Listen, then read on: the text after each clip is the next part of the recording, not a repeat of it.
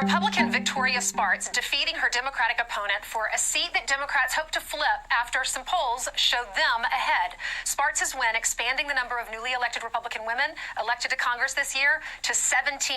And she joins me now. Welcome, Congresswoman-elect Victoria Spartz. Good morning. Good morning. Thank you for having me. Good morning.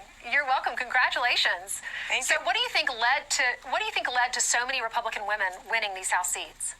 Well, if you think about, like my district too, right? It's really a snapshot of America. I have urban, suburban voters, rural voters.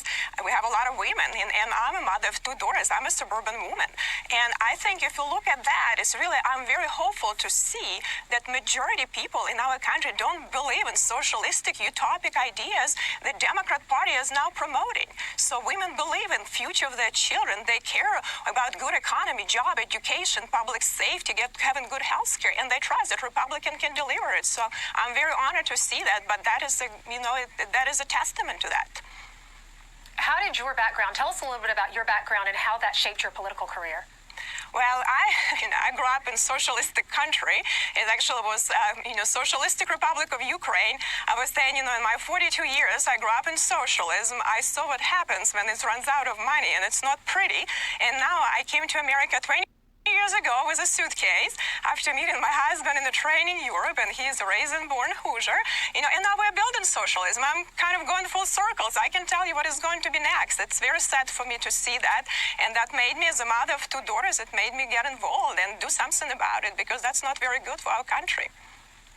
What do you say to the people that are more moderate Democrats or even Republicans that voted for Biden that say, oh, no, that's so progressive. They're not going to do that. There's not going to be distribution of wealth or socialism.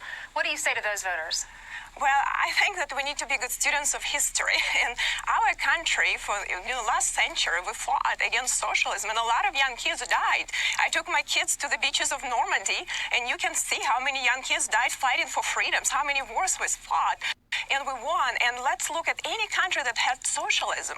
Every country failed because this system is not sustainable. This system created a lot of destructions and misery. So we have to be smarter than that. We're not going to change. There are only two systems. You have freedom and free enterprise, and you have system where government decides and political elites on top how we're going to live and what we're going to do. And, if you think about it, we're not equal. We all want different things. We want to have equal rights to pursue happiness, but we want all different things. We have different, we don't even want to go to travel to the same countries. If the government forces us to be equal, you have to suppress. So every socialistic system, it's about suppression.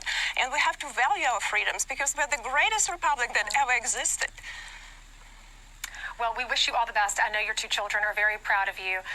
You beat Christina Hale. She got 45.9% of the votes, and you got 50.02%. And Susan Brooks held that seat. She was a Republican. She retired after 4 terms. God bless you. Thank you so much. Well, thank you so much. Thank you for having me. God bless.